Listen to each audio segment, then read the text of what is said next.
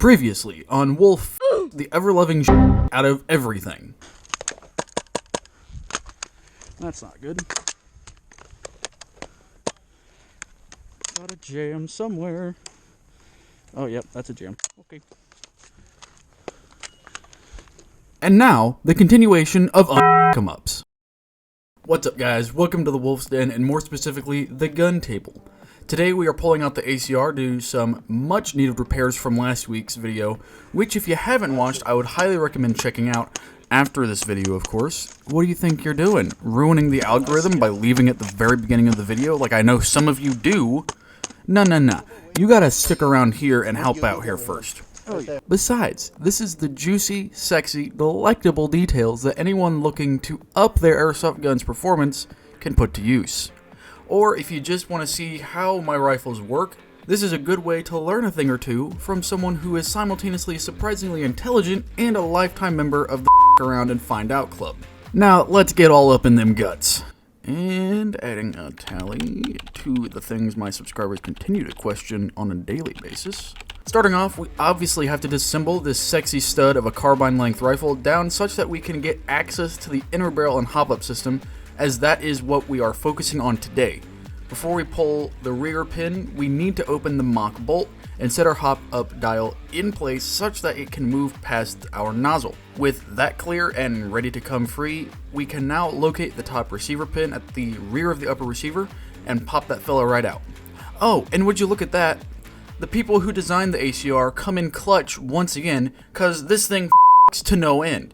And now we have our inner barrel and hop-up out of the gun, and it can patiently wait for us to finish. Don't worry, sweet summer child, Daddy still loves you. We'll be back to you in a minute. And really, that's it for gun disassembly. With the table cleared, aside from the inner barrel and hop unit, we can basically get right to work here, because again, the ACR is...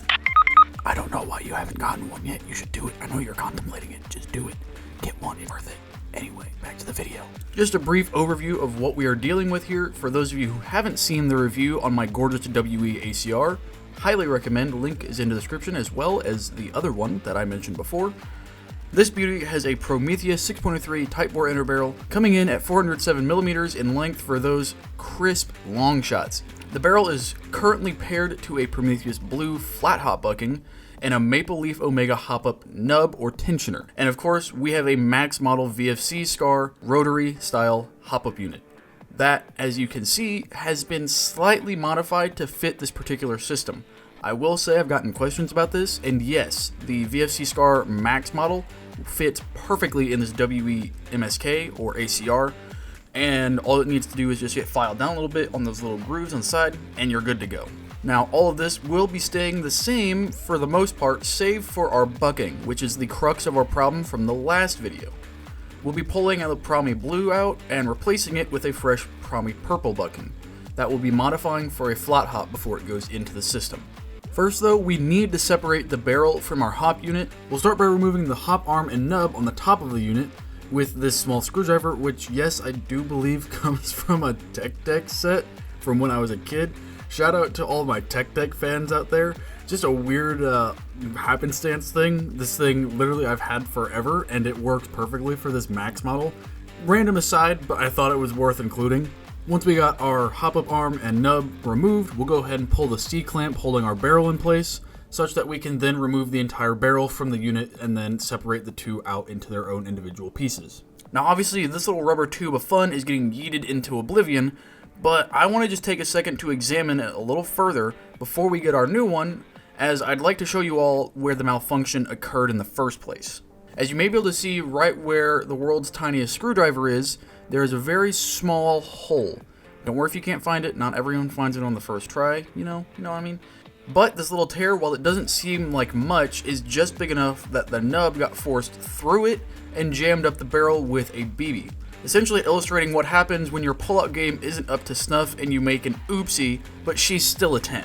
And we are gonna move right along there and get this ergo cleaned up by running our rod through... Jesus Christ. Gun terminology really does paint worse brain pictures sometimes. Listen, keep your minds out of the gutter and I'll keep pushing through this video because I like you guys. Bear with me here. There's gonna be a lot more of that. So as I use Tightbore inner barrels in virtually all of my builds, they often need to be cleaned of any dirt, grime, residue, what have you, that can occasionally build up along the inner surface. So before we get our new bucking in place, we'll quickly run a cleaning rod through a couple times to ensure our barrel is nice and smooth and that our work is not being hindered by a dirty barrel. You of course don't need a fancy cleaning kit like what I'm currently using here, but as someone who does a lot of tech work, this is a must-have for cleaning out those tight spaces. Holy I swear this isn't intentional. I dare anyone to watch this video with their eyes closed and listen to me talk about running rods through things in those tight, hard-to-reach spaces and all the lube we're about to get into here in a little bit. Getting back to the bucking, we have a fresh Promi purple here, but there's just one problem. The nub we are using needs a flat top bucking, meaning the ridge on the inside of the bucking we have in front of us has to go to create a smooth surface for the nub to press on. If you aren't familiar with any of what I just said, I'll give you a very quick explanation. You see, there's a few different nub and bucking combos for airsoft guns in general. There's standard hop, which is the little cylinder that accompanies the bucking with a rounded bump to make a contact surface for a BB to create backspin, thus increasing range and accuracy. Then there is flat hop, R hop, and S hop. There's a couple others that are more niche adaptations, but we'll talk about those another time. What we are using is effectively the best of both worlds with flat hop and R hop. The nub we are using, keeping it very simple, offers a better, more consistent, and most importantly, larger contact point than a normal standard hop bucking. But it requires a completely smooth bucking without the ridge on the inside. Before we can remove any material though, we need to turn the bucking inside out. I recommend using the end of your inner barrel to start the process, and then taking a small Allen key and gently pushing it the rest of the way. This part does take a lot of patience, and to be honest, is the most tedious portion of this entire process. Take your time, and be careful to keep your bucking in good shape. It's very easy to take it too fast and rip a hole in your new bucking, rendering it completely useless. Once we have our bucking with the ridges facing out, for her pleasure, the best way that I have found to remove these ridges is by using a very low grit sandpaper attachment on a Dremel. Now of course, you can also take a very sharp, precise blade to the ridge if you have steady enough hands, but I am not one of those people. The carpal tunnel is coming for me one of these days, and I got some shaky ass hands. And to be honest, the Dremel offers far better control in my experience than a blade does. Trust me, I've cut through enough buckings in my time, as well as my own fingers, to know the Dremel makes quick and efficient work out of this, with no downsides in performance compared to using a blade.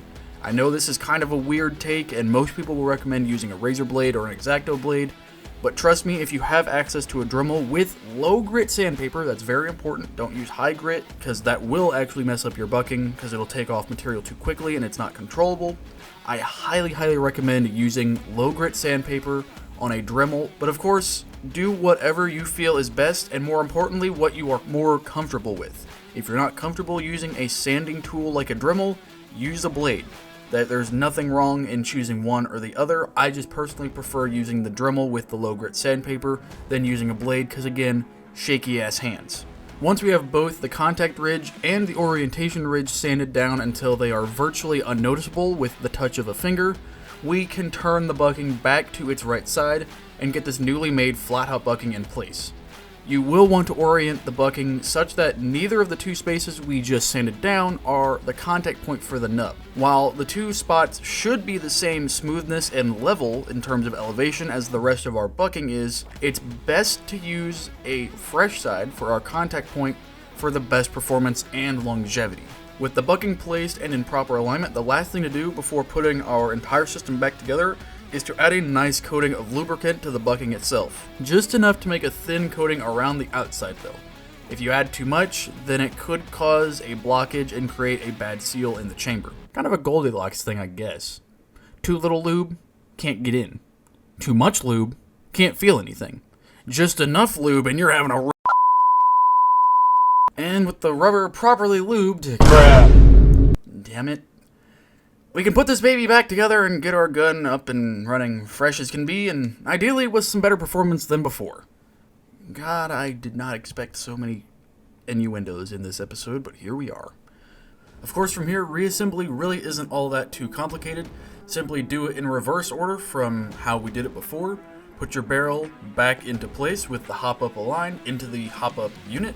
Once it's all lined up, go ahead and put your nub back in place right where it needs to be. Get your arm in place and screw it all back down. Ideally, once you get it screwed back in place, I would recommend cranking your dial just a little bit to about where you would use it in the field, making sure that you're getting nice clean contact in that window and that it's lined up completely as you want it to before you throw it back into your weapon. With the ACR back together, that will wrap up today's in-depth guide of how to your barrels, buckings, and nubs. That's actually an awesome Airsoft Taking podcast name. None of you take that without paying me first. Anyway, thank you all so much for watching. I hope you enjoyed today's video and this journey through the gambit that is years of trial and error to perfect the system. And hopefully some of you found it an enlightening example for your next build. Of course, if you decide to do this yourself, be sure to take your time and understand that you may not get it right on the first try. Trust me, I didn't.